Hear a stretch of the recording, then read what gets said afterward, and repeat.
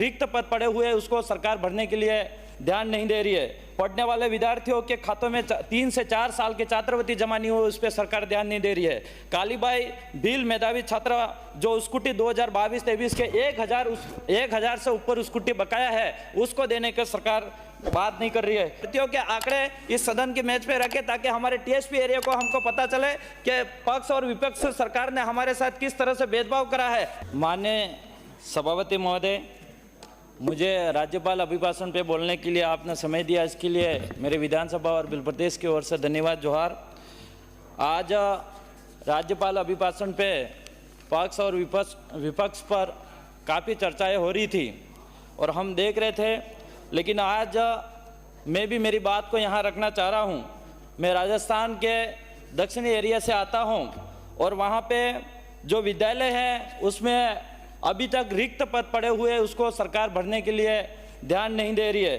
पढ़ने वाले विद्यार्थियों के खातों में 3 से 4 साल के छात्रवृत्ति जमा नहीं हुई, उस पर सरकार ध्यान नहीं दे रही है।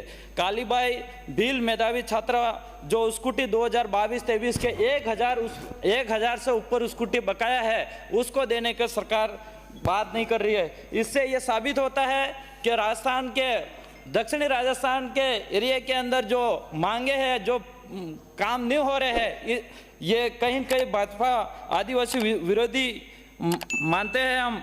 और मैं आज जो मेन आरक्षण का मुद्दा है जो हमारे एरिया का, ये मैं बताना चाहूँगा। टीएसपी क्षेत्र में आरक्षण व्यवस्था की जो विसंगति है इसके बारे में चर्चा करना चाहूँगा।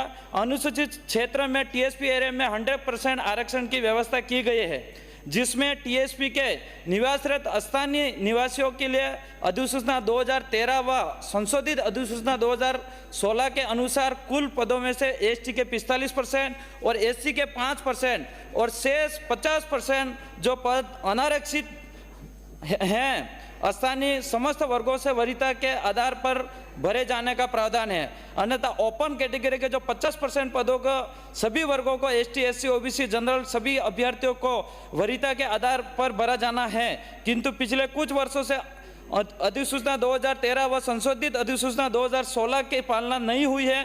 स्थानीय एसटी और एससी अभ्यर्थी द्वारा अनारक्षित श्रेणी में उच्च अंक लाने पर भी उन्हें अनारक्षित पदों पर नहीं जाने दिया गया है।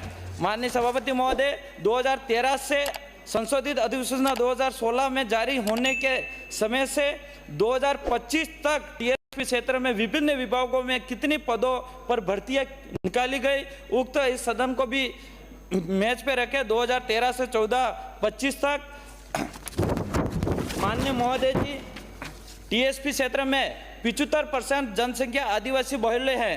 पिछले लगभग सभी भर्तियों में अधिसूचना की पालना नहीं हुई है। उदाहरण के तौर पे मैं एक भर्ती बताना चाहूँगा। श्रीमान कांस्टेबल की भर्ती विज्ञप्ति जो निकली 4 दिसंबर 2019 को, जो जनजातीय अभ्यर्थी के लिए उदयपुर के लिए 153 पद, डूंगरपुर के लिए 25 पद, प्रतापगढ़ के लिए 8 पद और सिरोही के लिए 50 पद और बांसवाड़ा के लिए 36 और राजसमंद के लिए 8 और चित्तौड़गढ़ के लिए 4 और पाली के लिए 0। इस प्रकार 318 पद ही मिले, जो कुल पद 1597 और इसका परसेंटेज निकाला जाए तो 20% भी नहीं हो रहा है। आखिर इसका क्या कारण रहा, ये भी हम जानना चाहेंगे टीएसपी एरिया के लोग। माननीय महोदय, इस प्रकार वर्ष 2021 में जो जारी विज्ञप्ति हुई ग्राम विकास अधिकारी वाले, इसको भी मैं सदन के मेज पे रखना चाहूँगा। इसमें विज्ञप्ति बिंदु संख्या 2 परीक्षा शुल्क नंबर 3 लिखा है, जिसमें अभ्यर्थी द्वारा लिखे श्रेणी में शुल्क जमा करने की अभ्यर्थी श्रेणी में माना जाएगा। यह एक विसंगति है। क्या यह निम्न अधिसूचना 2013 व 16 के अनुसार लागू होता है या नहीं, ये भी हम जानना चाहेंगे।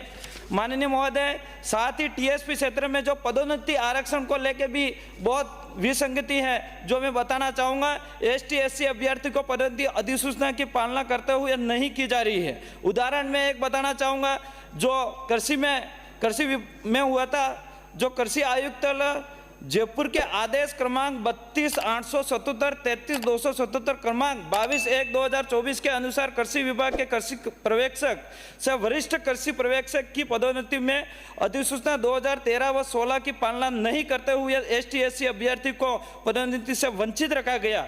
और और यही हाल अभी फिलहाल जो प्रधानाचार्य के अंदर है उसमें भी यही हुआ। टीएसपी क्षेत्र में जारी पदोन्नति सूची के कुल 251 पद पर पदोन्नति उपरांत पदस्थापन किया गया है, जिसमें एसटी को 113 पद, एससी को 12 पद और सामान्य को 125 पद पदोन्नति की गई है, जबकि सामान्य वर्ग से 125 पदों पर पदोन्नति की गई है। दरअसल उसे अनारक्षित श्रेणी में माना गया। सभी वर्गों के अभ्यर्थियों को पदोन्नति दी जानी चाहिए थी। हमारा निवेदन है कि अधिसूचना के पश्चात जारी समस्त भर्तियों के आंकड़े इस सदन के मेज पे रखे, ताकि हमारे टीएसपी एरिया को हमको पता चले कि पक्ष और विपक्ष सरकार ने हमारे साथ किस तरह से भेदभाव करा है, ये हम जानना चाह रहे हैं। माने धन्यवाद।